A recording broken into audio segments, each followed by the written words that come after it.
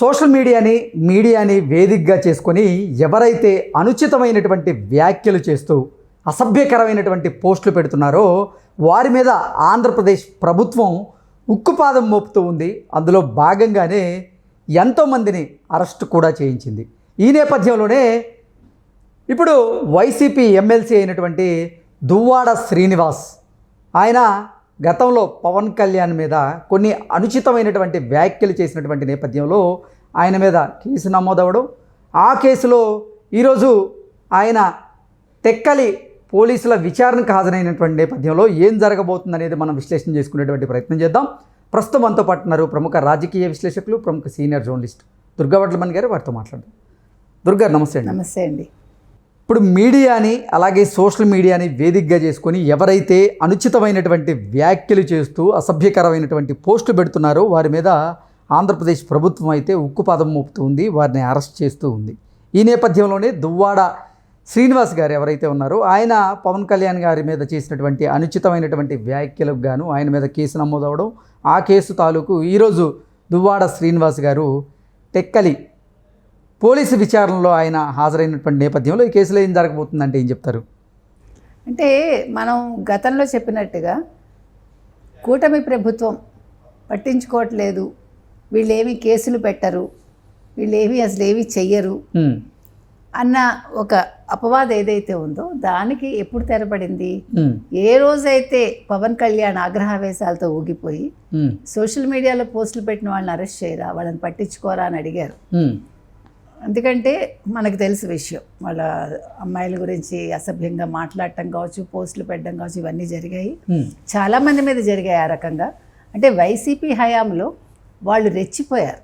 ఈరోజు బోరుగడ్డ అనిల్ కుమార్ ఎవడైతే ఉన్నాడో హ్యాపీగా బిర్యానీ తింటున్నాడు కదా ఇక్కడ జైల్లో కూర్చొని.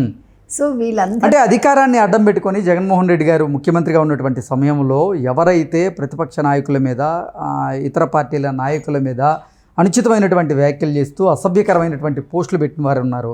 అంటే ఫర్ ఎగ్జాంపుల్ బోరుగడ్డ అనిల్ కుమార్ గారు, అలాగే వర్రా రవీంద్రారెడ్డి, ఇలా ఒకరి తర్వాత ఒకరు అరెస్ట్ అవుతూ వస్తున్న నేపథ్యంలోనే ఇప్పుడు దువ్వాడ శ్రీనివాస్ ఈయన కూడా గతంలో పవన్ కళ్యాణ్ గారి మీద అనుచితమైనటువంటి వ్యాఖ్యలు చేయడం, ఆ నేపథ్యంలో ఆయన మీద కేసు నమోదవడం, ఈరోజు ఆయన పోలీసులు విచారణకు వెళ్ళడం, ఇవన్నీ చూస్తూ ఉన్నాం. ఏంటి ఒకరి తర్వాత ఒకరు ఎవరైతే అనుచిత వ్యాఖ్యలు చేస్తూ ఉన్నవారు ఉన్నారో వారి మీద నిజంగా కఠినమైనటువంటి చర్యలు తీసుకునేలాగా ఆంధ్రప్రదేశ్ ప్రభుత్వం అయితే ఇప్పుడు ప్రయత్నాలు చేస్తూ ఉంది. దీన్ని ఎలా చూడాలి? అంటే జూలు విదిలించింది అంటారు కదా, సింహం జూలు విదిలించింది అన్నట్టుగా ఈరోజు తెలుగుదేశం కూటమి పూర్తిగా అంటే ఇంకా దీని మీద ఒక సీరియస్గా వెళ్ళిపోతుంది. ఓ పక్క అభివృద్ధి, ఓ పక్క అమరావతి కన్స్ట్రక్షన్, ఓ పక్క పోలవరం నడుస్తూ ఉంటే ఇప్పుడు కరెక్ట్గా సమయం చూసి వాళ్ళు ఈ అరెస్ట్ల పర్వం మొదలుపెట్టారు. అంటే ఎందుకు పనికిరారు వీళ్ళు, వీళ్ళు ఏమి చేయలేరు అని ఒక భావనలో ఉన్న ప్రతిపక్షం కాని ప్రతిపక్షానికి ఈ రోజు చుక్కలు చూపించడానికి రెడీ అయ్యారు. ఈరోజు వాళ్ళు ఊహించని విధంగా జరుగుతోంది. జగన్మోహన్ రెడ్డి అంటే వైసీపీ ఏదైతే ఉందో వాళ్ళు ఇదంతా కూడా వాళ్ళు ఊహించలా, ఇంత తొందరగా రియాక్షన్ ఉంటుందని కానీ ఈ రకంగా వాళ్ళు అరెస్ట్ అవుతారని కానీ వాళ్ళు ఊహించలా. వాళ్ళ ఊహకు అందని విధంగా ఈరోజు కూటమి ప్రభుత్వం వాళ్ళ విధానాలు ఏంటో చూపిస్తోంది, వాళ్ళు ఏ రకంగా రియాక్ట్ అవుతారో చూపిస్తోంది.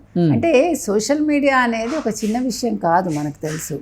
సోషల్ మీడియాలో పెట్టే పోస్టులకి అంటే ఎంత అది వేగంగా వెళ్తుంది, స్ప్రెడ్ అవుతుంది, ఏ రకంగా ప్రజల మనోభావాల మీద దాని ప్రభావం చూపిస్తుంది అందరికీ తెలుసు. ఈరోజు ఎవరైనా దేన్ని నమ్ముతున్నారు?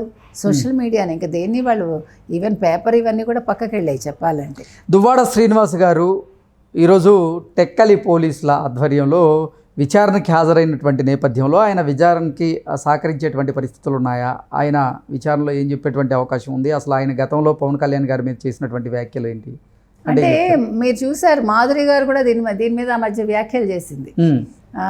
తర్వాత వెళ్ళి కంప్లైంట్ కూడా ఇచ్చింది ఆవిడ, ఒక కార్యకర్తగా ఇస్తున్నాను ఏదో చెప్పింది ఆవిడ. ఈరోజు అతనితో పాటు దువ్వాడ శ్రీనివాస్తో పాటు ఆ మాధురి అన్నవాడు కూడా వెళ్ళింది. మరి ఏ రకంగా వెళ్ళిందో మనకు తెలియదు, అంటే ఏ హోదాలో వెళ్ళిందో అది మనం అంటున్నాం. అంటే కార్యకర్తగా వెళ్ళారా, వేరే రకంగా వెళ్ళారా మనకు సంబంధం లేదు, మనకు తెలియదు కూడా. కాకపోతే ఏంటంటే సహకరించి తీరాలి. మీరు ఎదురు తిరుగుతానంటే 41A నోటీసులు ఇచ్చారు, వెళ్ళి అక్కడ మాట్లాడాలి కదా. ఇప్పుడు మీరు ఏ నోటీసులు ఇవ్వకుండానే చంద్రబాబు నాయుడుని అరెస్ట్ చేసి 53 రోజులు పెట్టగలిగినప్పుడు, ఎటువంటి కేసులు చూపించకుండా, ఇదేం పెద్ద విషయమా? 41A నోటీస్ ఇచ్చినప్పుడు వెళ్తారు, అరెస్ట్ అయితే మీరు బెయిల్ మీద వస్తారేమో మనకు తెలియదు. అంటే ఆ కేసు సీరియస్నెస్ని బట్టి ఉంటుంది అది. ముఖ్యంగా పవన్ కళ్యాణ్ గురించి, ఆయన పెళ్ళిళ్ళ గురించి, ఆయన భార్యల గురించి మాట్లాడే హక్కు వీళ్ళు ఎవరికీ లేదు కదండి. అసలు ఆడవాళ్ళని తీసుకొచ్చే సంప్రదాయం ఎక్కడి నుంచి వచ్చింది బయటికి? వాళ్ళ పేర్లు తీసుకొచ్చి వాళ్ళని కించపరుస్తూ మాట్లాడటం అనేది ఎవరు కూడా హర్షించని విషయం. మీరు ఏమైనా మాట్లాడుకోండి రాజకీయంగా, దట్ ఈస్ డిఫరెంట్.